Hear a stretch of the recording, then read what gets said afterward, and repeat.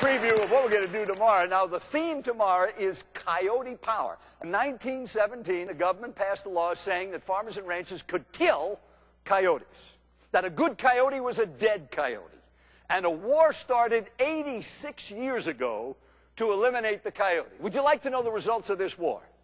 Say yes.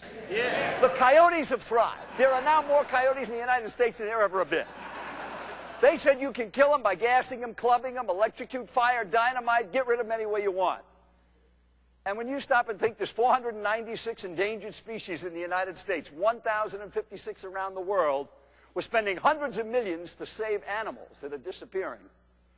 And one animal not only has survived, it thrives. And the coyote is our role model of how, in spite of all the difficult challenges, all the difficult things that face you, that you can thrive if you adopt coyote power. Well, I have a friend in the insurance business who was a coyote power thinker. And he made face calls. He didn't like telephone. He got a good referral. He would go out and see the client. He was referred to a businessman, small business owner, just like your good prospects. And every time he went in, he got rejected by the gatekeeper, the secretary. No, he won't see you. No, he won't see you. And he numbered his business cards on every call. And on the 7th call, he wrote a 7 on the card, handed it to the gatekeeper, said, I want to see Mr. Big. She went into the office, came out and said, he's not available to you. He said, may I have my card back? He took the card back. He said, I'm going to write a note on the back. He wrote a note on the back. Would you just show him the note?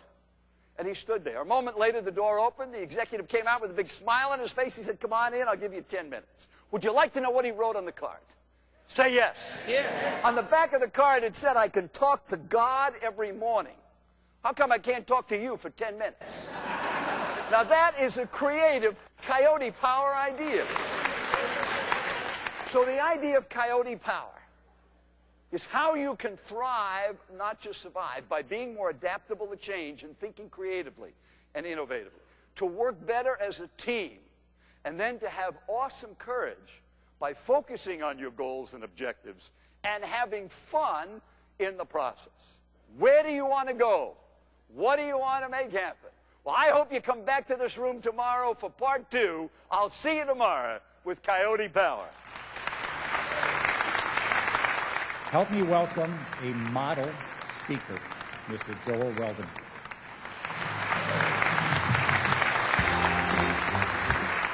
Good morning. Good morning. Did anybody catch what kind of speaker Dick said I was right at the end of his introduction? Model. I heard that first. What is your first name?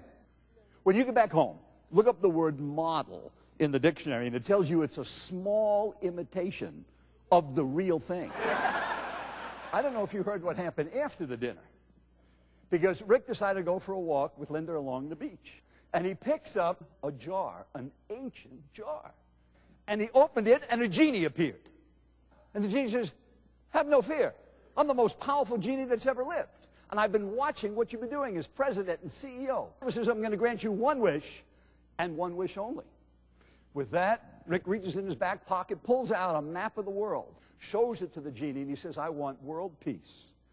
Permanent and lasting peace for all 229 nations on earth. Oh, the genie says, I'm the most powerful genie that's ever lived. I can do almost anything, but that's a difficult assignment even for me. How about I give you 3 simple wishes? Number 1, he says to the genie, I want to be able to tell all of our wholesalers and producers that commissions will immediately double.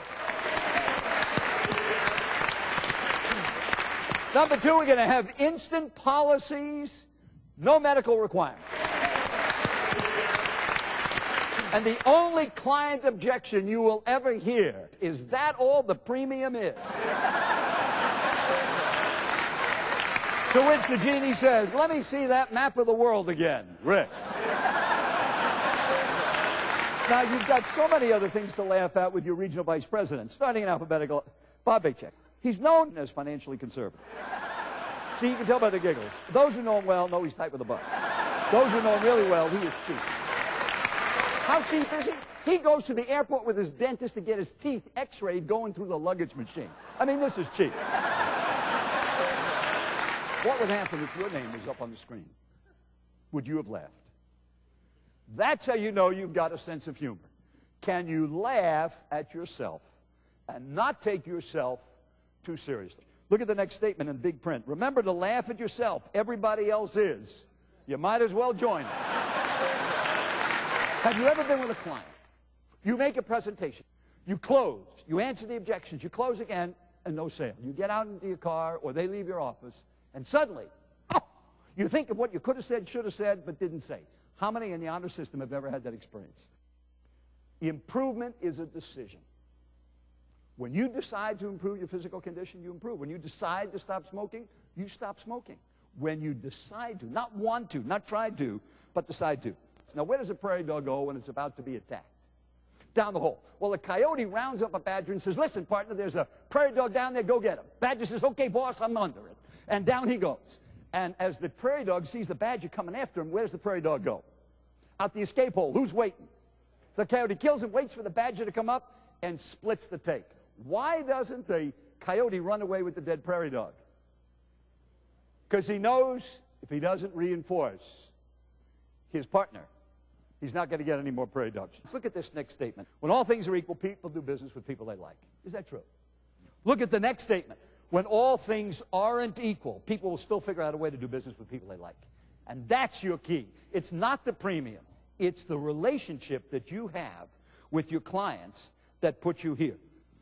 Some years ago, a man named Ted Lamb called me up and said, I heard about you. I want you to do some training for me. I want you to speak at one of my companies. I have a lot of different businesses. I said, that's fine. When can we get together? He said, all right, what's this going to cost me? I told him what my fee was. He said, I won't pay it. Now, when you hear somebody say that about a premium, what do you think they mean?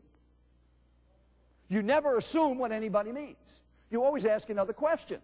So I said, what do you mean? He said, it's not enough. He said, I'll pay you 10% extra. I call it Lamb's 10%. I said, why would you do that? He said, because when you cut people down, you get less. And I said, now there's a great idea. And I knew if I didn't use the idea quickly, it would go away. See, if you don't act on good ideas quickly, you lose them.